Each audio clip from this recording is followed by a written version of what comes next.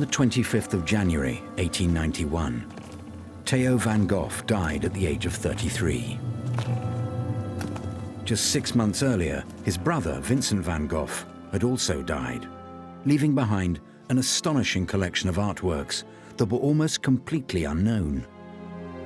With the death of Theo, Vincent's closest confidant and most ardent supporter, the Van Gogh artistic legacy hung in the balance, and the responsibility fell on the shoulders of Johanna Gogh, Theo's widow.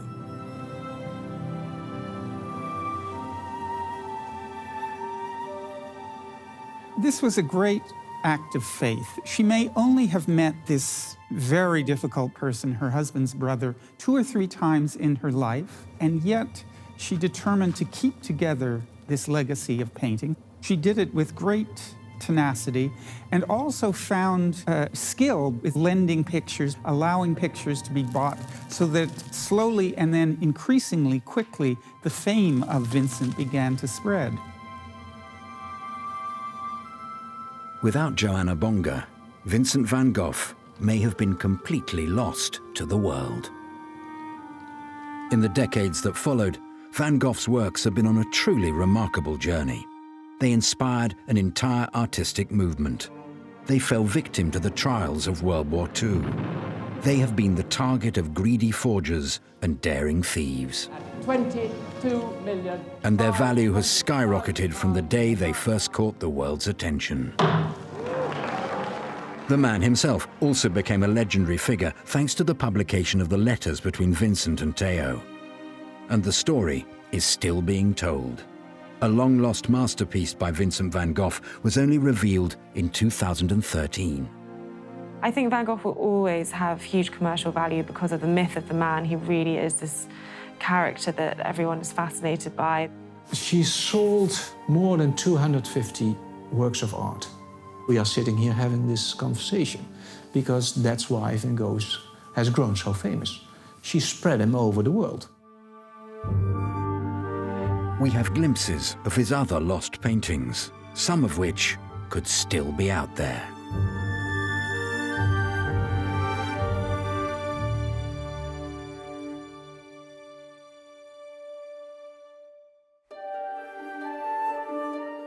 Johanna Gogh had only been married to Theo van Gogh for 2 years when he died.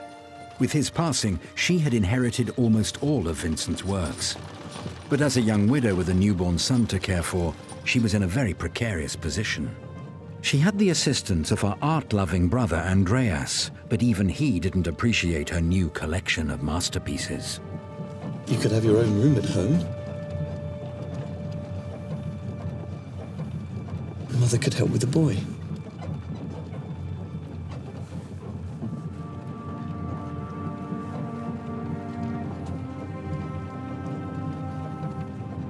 What will you do for money?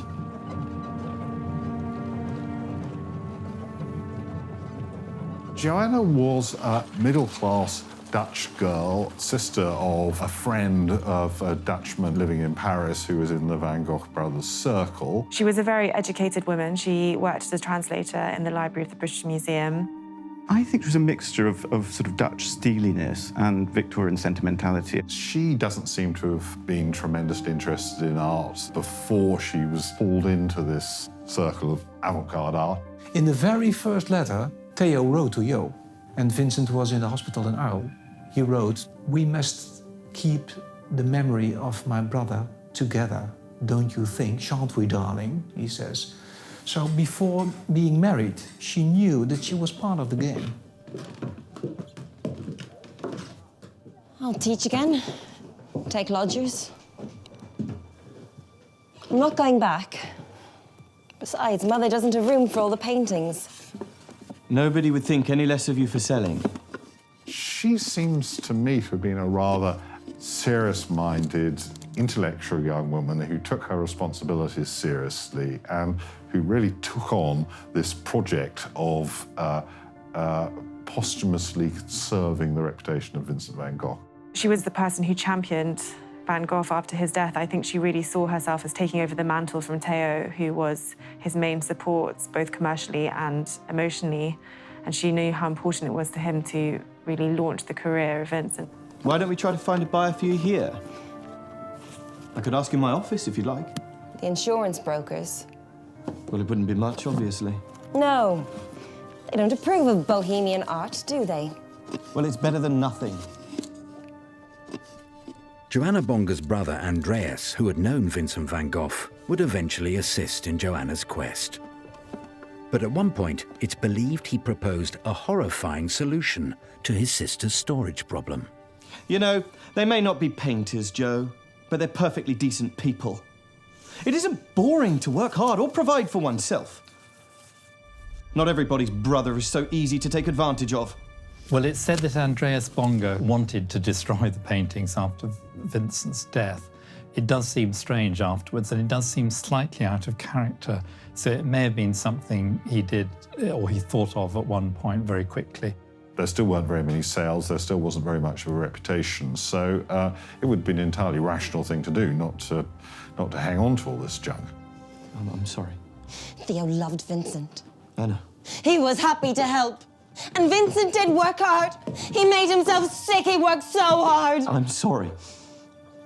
She was fiercely protective of his art. She really saw herself as carrying on Theo's legacy, making sure that Vincent became known and got what he deserved, really, as an artist. She apparently decided that what she ought to do is devote herself to as becoming a sort of curator of this collection. I'd like you to leave. But I only want what's best for you and the boy. You won't get a better price in Amsterdam. Get out! Vincent was a genius. Theo knew. I'm not selling. But how did Johanna Bonger become a curator for an almost unknown artist? Her discovery of the letters written between the brothers would prove key in telling the lost story of Vincent van Gogh's life, as would his reputation amongst other avant-garde artists who also struggled for recognition of their work.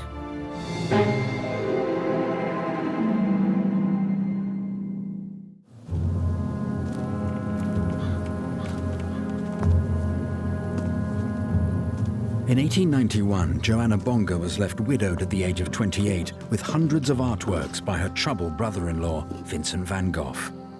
There were no obvious buyers for the paintings, as Vincent is only thought to have sold one picture during his lifetime. The Red Vineyard was purchased by the neo-impressionist painter Anna Bock. Vincent may not have had any real commercial success, but he was very appreciated by the other avant-garde artists of his era.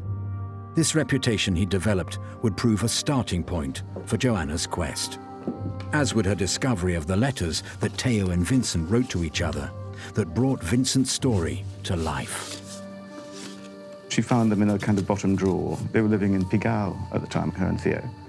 And of course, she, poor woman, was widowed very young, and she was left with nothing except 200 Van Goghs. She said, every week I saw the yellow envelopes coming in, and Theo put it in the cupboard, and she got letters too from Vincent. But she said, I only want to publish the letters after his work will be known. So she waited, and she did it on purpose. And I have a very strong idea that she waited until the mother of Vincent and Theo died. So it was not too complicated for this old mother. I think there's something like 700 between the two boys. Most of them are from Vincent because he threw Theo's away. The great one where he says, I'm going to sign my pictures Vincent because the French can't pronounce Van Gogh. You know, that kind of thing. They're wonderful letters. She was so aware that when she married Theo, she got Vincent too. That was part of it. Vincent had lived in Paris with his brother Theo from 1886 to 1888, when the city was still enthralled by the work of Impressionist painters. And Vincent had begun to ever so slightly make his mark on the art world. As soon as he arrived in Paris, and thanks to Theo in part, he did meet all of the avant-garde artists. And in fact, before he left for Arles in the south, the last artist he went to see was Georges Seurat. And we know that Gauguin was coming to admire him, but it remained a very marginal kind of enthusiasm. Another of the great artists of the era who admired him was Toulouse-Lautrec. He even made a pastel sketch of his friend Vincent in 1887. He'd spent 2 years living in Paris. Almost everything we know about Van Gogh's life comes from his letters, and that was the one time when he was living. He was actually sharing a flat most of the time with his brother Theo, so there was no need for him to write. So there are very, very few letters from those 2 years.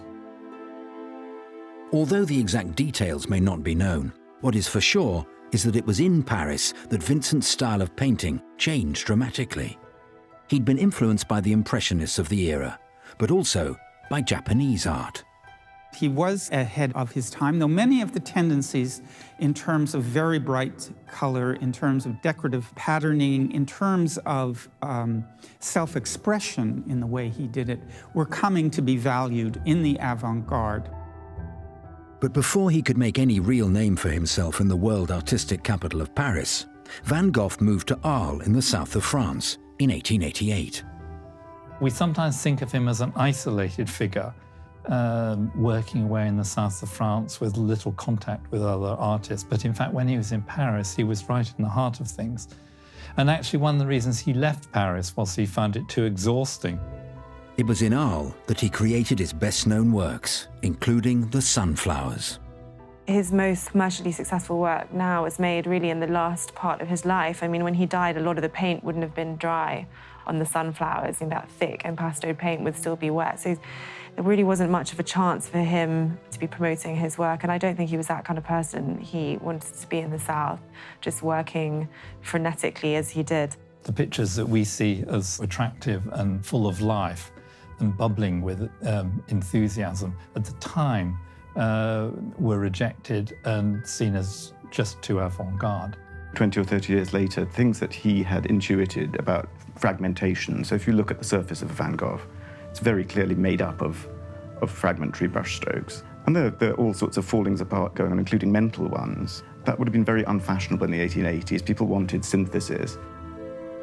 I think people relate to it now just because it's highly emotive. It's subject matter, which feels its nature, it's portraits, but in the colours and the marks and the vibrancy of it, it's almost mythic. By sort of 40 years later and after the First World War, people were aware of a world that was fragile, and they found that in Van Gogh's paintings, you know, sort of strident, anxious colours and flickering brushwork.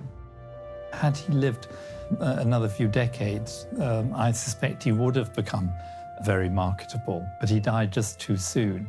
It did then take a few generations for a wider public to appreciate those values. Whilst in the south of France, Van Gogh had stayed in touch with two other struggling artists of the era, Émile Bernard and Paul Gauguin. In his letters to them, he even included sketches of the paintings he was creating in Arles. It's one of the things that's given Van Gogh such a fame, because the letters give a marvellous insight into his art.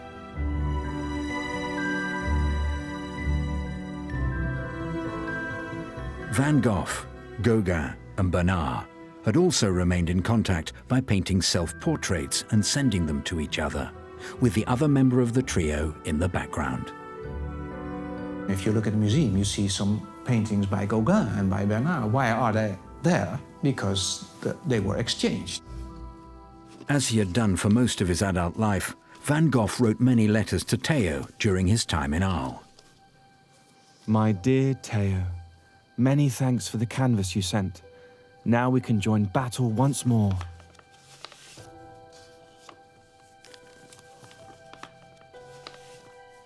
My dear Vincent, your new consignment arrived yesterday evening. The painting is truly remarkable. I have rented a room in Montmartre which you'd like. It is small, but overlooks a little garden full of ivy. Jo sends her warm regards and a smile from the little one. I remember you insisted a great deal on me getting married. You were right. Van Gogh's attempt to start an artistic community in the south of France did not end well, though. He had checked himself into the asylum at Saint-Rémy, where he painted many more of his best-known works. I do so wish you would tell me how you feel. Nothing is more distressing than uncertainty. I don't say that my work is good, but rather it is the least bad that I can do. Every day I wish for your speedy recovery. There was one very important moment when Vincent sliced part of his ear and had to go to the hospital in Arles. And then there's a letter of Mother Van Gogh to Theo, and she says, "How beautiful, 2 heads on 1 cushion." So it means that in the hospital, the 2 brothers were on the same bed and talked things over, just like they did when they were very young. And I think that's a very moving moment in realizing how close this relation was. All your kindness to me, dear brother. I've felt it more than ever today. Don't bother your head about me or about us, old chap. I am beginning to consider madness an illness like any other, and we all must accept the illnesses of our time. Do not despair. Sooner or later, we each have our share. Better days will come. Write to me, dear brother. Ever yours, your loving Vincent. Your loving Theo. Vincent van Gogh would eventually return to Paris in 1890, where Theo and Johanna had recently had a son, also called Vincent. Vincent and Johanna's relationship was vestigial as far as actual person-to-person meeting is concerned. She saw him when he arrived in Paris in May 1890, and there was another visit to Gogh while Vincent was living in a little village north of Paris. She says, "I thought I would meet a boy that was very struck by all these diseases, but he was well-formed and he was at broad shoulders. I was surprised that he was so alive and so well aware of his position." And then they visited him in Auvers-sur-Oise, 30 kilometers north of Paris. And they had a good time that day, and they had lunch together, and he played with the little Vincent. Everything else Johanna found out about Vincent, she would either have heard from Theo, learnt from reading the letters, or learnt after Vincent's death, which makes it all the more remarkable that she devoted most of the rest of her life to Vincent's reputation and achievements as an artist. Vincent would not last long in Auvers-sur-Oise. He continued painting right until the very end, though, making some of his most experimental works, including a piece called Tree Roots, which is believed by some to be his last ever painting. He would die on July the 29th, 1890, of a gunshot wound. She had a little feeling of guilt after Vincent died, and she said, "But we didn't say anything wrong, did we?" "No, we did," Theo said. "It was not our fault. It was in his head, and we did not cause it." Theo van Gogh would also be dead within 6 months. It must have been incredibly stressful for Theo, being his benefactor, making sure that he was funded, also being his pretty much sole confidant to all of the highs and lows of Vincent's work and mental state. Of course he was heartbroken, and he had lots of grief, and it was very hard for him, and he was sad, and he was everything. But still, he had a second stage of syphilis too. No doubt the emotional shock of losing his brother, who he'd been so close to, must have also exacerbated his condition. Within a few months, he went totally mad. And if you want to have an uncomfortable night, read the report of the doctor, of Theo, because it was a very hard time for him. Following the death of her husband and brother-in-law, Johanna had to make use of the limited reputation Vincent had built up amongst his fellow artists. Following the death of Theo and Vincent, Johanna really rallied to make sure that his art became known. And her house became a sort of hub for people interested in Van Gogh, and she really pushed him. It didn't take her long. Soon, Claude Monet came to see Van Gogh's works and announced his surprise that a man who loved flowers and light so much could have been so unhappy. Another giant of the time, Camille Pissarro, also showed his appreciation, declaring that Vincent's flowers look like people. There were some young artists, and they helped her with the first exhibitions here in Amsterdam in 1892, and she did it very well. She did essentially, I think, three things. She published the letters bit by bit. She lent pictures to international exhibitions, of which there were a sequence so that people saw Van Gogh's work, and a certain amount of it was sold. These early sales were made to some of the most influential and wealthy people of the era. The major galleries would quickly follow behind them in trying to purchase works. And it's during this time that many of the mysteries of what happened to Van Gogh's paintings started to form.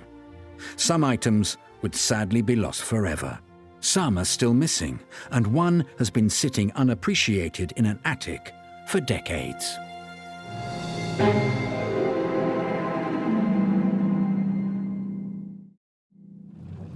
Johanna Bonga wasted no time in presenting the works of her brother-in-law, Vincent van Gogh, to the world. She arranged numerous exhibitions and loaned the paintings to various galleries. And it wasn't long before buyers soon came knocking on her door. Johanna had works from the entirety of Vincent's career, but it was the sunflower paintings that would unsurprisingly prove the most popular. Possibly the very first buyer of Vincent van Gogh's work after he died was the celebrated French writer Octave Mirbeau. In 1891, he purchased both the Irises painting and the Three Sunflowers painting for a mere 600 francs. In 1894, Emil Schuffernecker, an avant-garde artist himself, started collecting Van Goghs when he purchased one of the series of sunflowers. Amazingly, he chose to alter the picture by stretching out the canvas on all sides and painting in the gaps himself. Hugo von Schudy, the director of the National Gallery in Berlin, was also taken by the sunflowers, buying one of the series for himself in 1905. The painting has remained in Germany ever since. But it was in 1908 that the most determined collector emerged. That year, Helena Kroller-Müller first acquired this early painting by Van Gogh, titled Edge of a Wood, and it would begin a long love affair with the artist.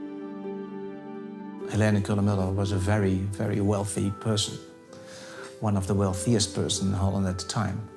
When Helena went to Paris, she did not buy little bags, but she did buy Van Goghs, just having them 5 at a time or 10 at a time. She mostly, but her husband also was buying. In the beginning, she started buying one and one, and then they went to Paris to auctions, visiting artist studios. And there is one weekend she bought 5 Van Goghs. Together, the Kroller-Müllers managed to purchase 91 Van Goghs, making it the second largest collection in the world, and eventually the centerpiece of the Kroller-Müller Museum. It was very obvious that in the Netherlands, she was the wealthiest collectioner at that moment. For her, Van Gogh was the greatest artist that there had been, and he was sort of the start of modern art. And she was also very interested in him because he was painting and drawing social themes, and she was a very social conscious person. So that attracted her too. Helena Kroller-Müller's support played a key role in developing Van Gogh's legacy. But surprisingly, she had no contact with Johanna Bonga and bought her paintings from the first dealers in Van Gogh's works.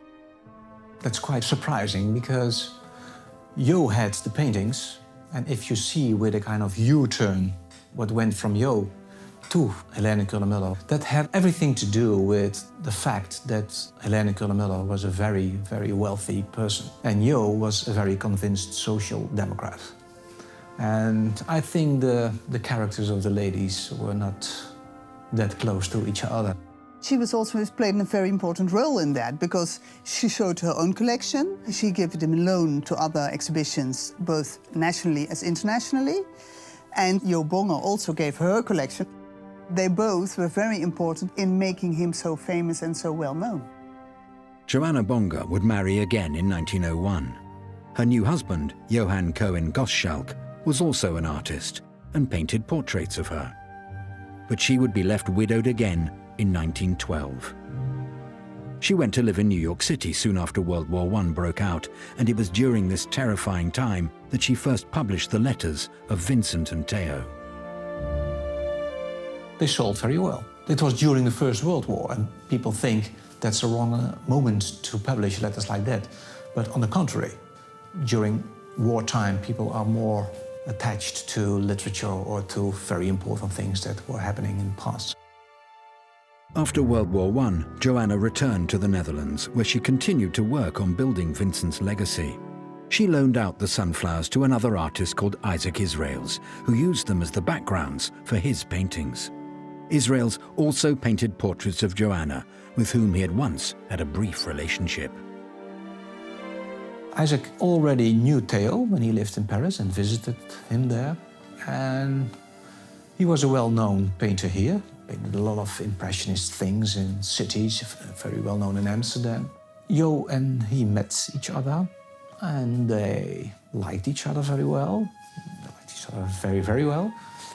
We have the diaries of Jo still, and there is a line, and she says, I was at the studio of Isaac Israels. We played with fire. And then 2 lines are cut out. Very interesting. And I think the only one who could have done this was her son, Vincent.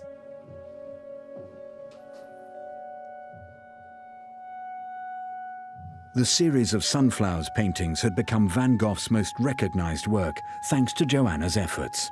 In 1924, Jim Eade, the curator of the National Gallery in London, made it his mission to purchase one of the sunflowers. But it wouldn't be easy to convince Johanna to part with her personal favorite. Would you care for some tea? Yes. He had begun to paint sunflowers in Paris. Already, Paul Gauguin had told him this was a great subject for him, had told him that these were marvelous. He repeatedly said how tremendous he thought the sunflower paintings were and tried to get Van Gogh to give him one of them as well. So Vincent and Gauguin both thought that these were important pictures. We know from a quote from Vincent van Gogh that he really saw the sunflower as his own symbol. There's something about them that grabs people. I mean, the colour of the yellow on yellow is a dramatic and interesting way of presenting it. It's so become an iconic that one just associates sunflowers, almost the flowers, with Van Gogh. To paint a picture which was effectively all in modulations of one colour would have seemed tremendously radical, or indeed, to some relatively avant-garde artists who saw it early on, completely insane. I cannot express how honoured we would be. The sunflowers truly is a masterpiece.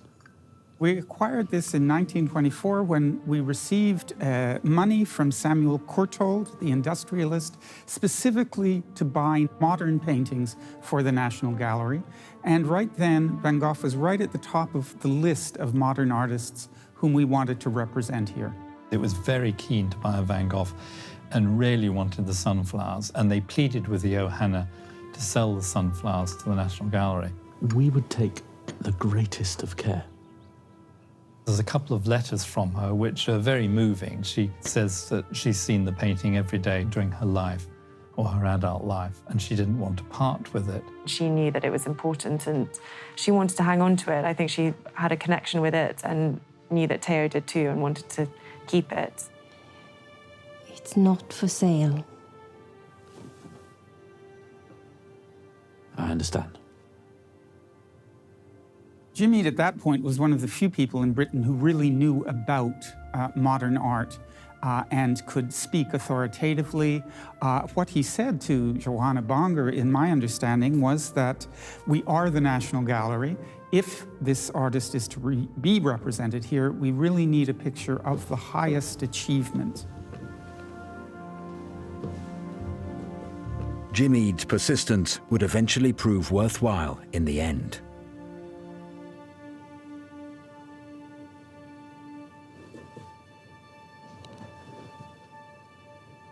A few days later, she sent another letter to the director of the National Gallery saying that she would reluctantly sell it for the sake of Vincent's glory, because she wanted him to be represented in such an important gallery. Dear Mr. Ede, I have tried to harden my heart against your appeal. I have looked on that picture every day for 30 years. I could not bear to part with it. It was really the kudos and importance of that gallery that made her think this is really going to set in stone Vincent as a titan of the 20th century. I have come to realize that no other picture could represent Vincent in a more worthy manner. He would have wanted it to be there in your gallery. It's interesting that Van Gogh actually had lived in London earlier in his life when he worked as an art dealer when he was in his early 20s, and he loved going to the National Gallery. So it's very nice that his sunflowers have ended up there. She also would have known that he was a great admirer of certain aspects of British art and British literature, the moralizing side of it, that art was about something, that it taught you things. It is a sacrifice I must make for his glory. With Van Gogh's work now in the National Gallery, Johanna's mission could be declared a complete success, as Vincent had been accepted as a truly great artist. She would die just a year after the painting was sold. But what of the huge number of Van Goghs that Johanna still had in her possession? They would eventually become the very foundation of the Van Gogh Museum in Amsterdam when it opened in 1973. But in the intervening decades, many works by Vincent had gone missing due to the chaos of World War II and a collection of mysterious owners and devious forgers. The struggle to get them all back continues.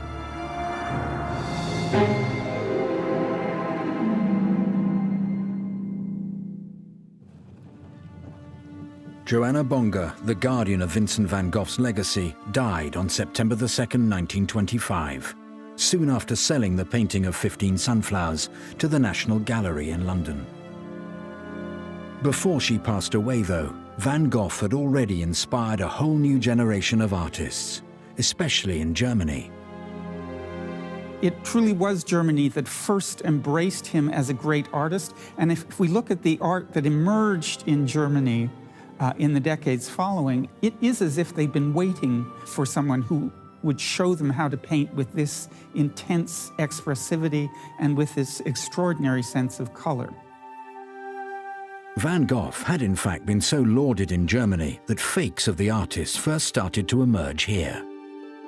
The major incident was in the 1920s when a Berlin gallery owner, Otto Wacker, faked dozens of Van Gogh paintings, which were initially accepted by the experts, and then they realized they were wrong, and he was found guilty. And since then, there has been a continual problem of faking. A number of Van Goghs have been de-attributed, even those which belong to museums. So it continues to be highly controversial. The fear of fakes continues to the present day. One of the Sunflowers paintings once owned by Emil Schuffenecker was sold for a record £22.5 million in 1987. It was known that the picture had been extended around the edges, but some at the time claimed that the whole painting was a copy done by Schuffenecker. However, this claim was later confirmed to be untrue. The problem of fakery has also dogged another work by Vincent van Gogh for nearly its entire existence. But in 2013, the Van Gogh Museum was able to present a newly rediscovered painting for the first time in many decades. The Sunset at Montmajour. It is a great pleasure for us to present to you this morning a new work by Vincent van Gogh. That painting was one of the paintings that was owned by Theo van Gogh and passed into the hands of Johanna, and it was first sold in 1901, and then it went through a period until 1908 where we don't know the provenance. And then it went into the collection of a Norwegian businessman. Quite soon after he bought it, he was told it was a fake, so he just put it up in his attic, and there it stayed with his family. And then about 20 years ago, it was sent to the Van Gogh Museum to ask whether it might be authentic, and at that point it was rejected, and the museum said it was not right. And then in 2011, research was launched again, and they looked at the paint technique, the type of paint, really under the microscope. They used a letter from July 1888, when it was painted, from Vincent to Theo, which described a very similar scene of this abbey, painted from the scrubland below. There were two key points. One was it had a number chalked on the back, which turned out to be an inventory number from Andreas Bonga, so we could link it up with an 1890 inventory. And the other thing which was surprising, was missed by the Van Gogh Museum the first time, is that it shows the castle of Montmajour in the south of France, which had a very unusual tower, and that helped to identify it. There is a kind of rule in art history that when a picture disappears off the beaten track, when it goes to a place like Norway, where it's not seen by a lot of people, then it becomes, the assumption arises, oh, it can't be right, and it falls out of favor. The discovery of this new work gives us hope that other missing Van Goghs may be found one day. Many of them vanished during World War II. There are probably roughly 10 Van Gogh paintings which disappeared during the Second World War. There were a few that were probably burnt and destroyed, including a very important self-portrait. There were some that were looted or stolen and have not turned up. One of the lost Van Goghs which I personally would most like to see is the picture of the painter on the road to Tarascon. That is a picture of Van Gogh himself walking along the road which led past his yellow house out into the fields. This one disappeared during the Second World War. It was probably destroyed in a fire. The chances, unfortunately, are rather small that it survived. There are others which one day we may see again. There's an important flower still life, which was stolen during the wars, has not turned up. I mean, it might one day, who knows. There is an extraordinary photograph of Hermann Goering sort of caressing in a creepy way this very important late Van Gogh from the Auvers period called A Tree with Ivy, a painting which possibly Goering then appropriated, as a lot of pictures in Paris were disappearing into collections of prominent Nazi officials. It seems Goering had a taste for contemporary art as well as Renaissance art and Baroque art, but if he did, it didn't remain with the main collection of Goering's work, which was then recovered. Maybe it's in a bank vault somewhere still, one can hope. There are a tantalizing number of lost Van Goghs, which it would be wonderful to see again, and also destroyed Van Goghs. Amongst the latter, one of the most poignant is the sunflower painting. This one was bought by a Japanese collector in 1920. It was actually the first Van Gogh to go to Japan, which is interesting. It was in a private collection and was destroyed on the 6th of August, 1945, the very same day as the first atomic bomb was dropped on Hiroshima. So this was on a separate bombing raid in Tokyo itself. It's a very interesting coincidence. It tells us a lot about the different ways he was thinking about sunflowers at that moment, because it doesn't resemble our picture at all. So clearly he was working out a lot of possibilities in his mind. We had a rather poor photographic reproduction of the painting, but what I found was a very early 1920s colour reproduction in a portfolio published in Japan, which had not been known about to Van Gogh specialists. And this had much more natural colours, so it gave us an idea of what the picture looks like. And even more interestingly, this reproduction has an orange frame around the painting, an orange strip of wood. And if you look at Van Gogh's letters, he describes how he wanted to present the blue sunflowers against an orange frame. So for the first time, we can see how Van Gogh wanted to present the picture. Some of the others which have disappeared, one might entertain hopes that one day they will reappear. While the search for lost Van Goghs continues, the story of Vincent's life has become world famous. After the publication of the letters, the writer Irving Stone released the wildly successful novel Lust for Life in 1934, which told the story of Vincent van Gogh's many hardships. What do you know about pain? It would be made into a film starring Kirk Douglas 20 years later. Let me talk to Kay for as long as I can keep my hand in this flame. Vincent!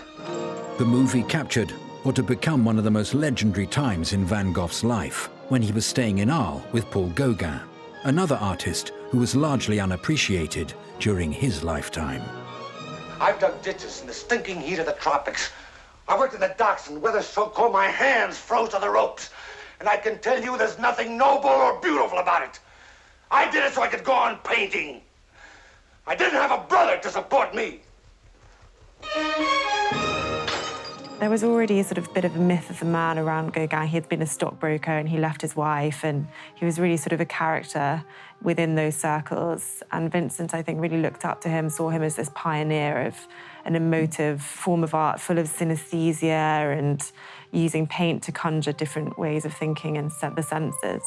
He was just on the edge of having a breakdown when Gauguin arrived. Gauguin actually mentions this in his own letter to Theo.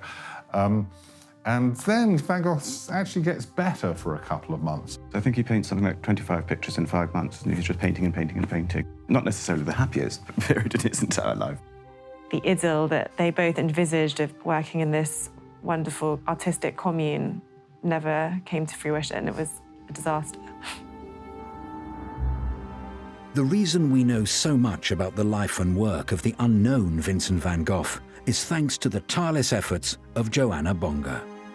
The epic battles with Paul Gauguin down in Arles, his tortured mental state, the mutilation of his own ear, and of course, the devoted relationship between the artist and his brother Theo.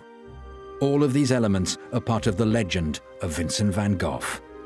So why has Johanna's story largely been forgotten?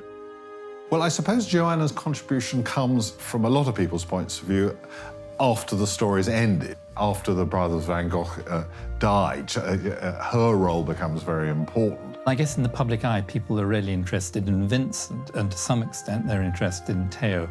But Johanna was further away from them and didn't know Vincent well. She sold more than 250 works of art. Because she has sold them, that's why Van Gogh has grown so famous. I think it's certainly true that her name, Johanna Bongha, is not as well known to the general public as she ought to be, because what she did was on an heroic scale in assuring this legacy and assuring the fame of Vincent. She spread him over the world. But still, she had about 600 works by Van Gogh, many drawings, 200 paintings, and about 200 pieces of art of other people. The paintings went to the Van Gogh Museum in the 1970s, so everyone just assumes they've been in a museum, and I guess for that reason she's not well known. It's quite possible that Van Gogh would have been completely forgotten without Johanna Bongha, because there would have been very, very few works surviving. She did play a very important role. Without her, so much of the material wouldn't have survived. Vincent, he said, people will only understand my portraits 25 years after, and he was right.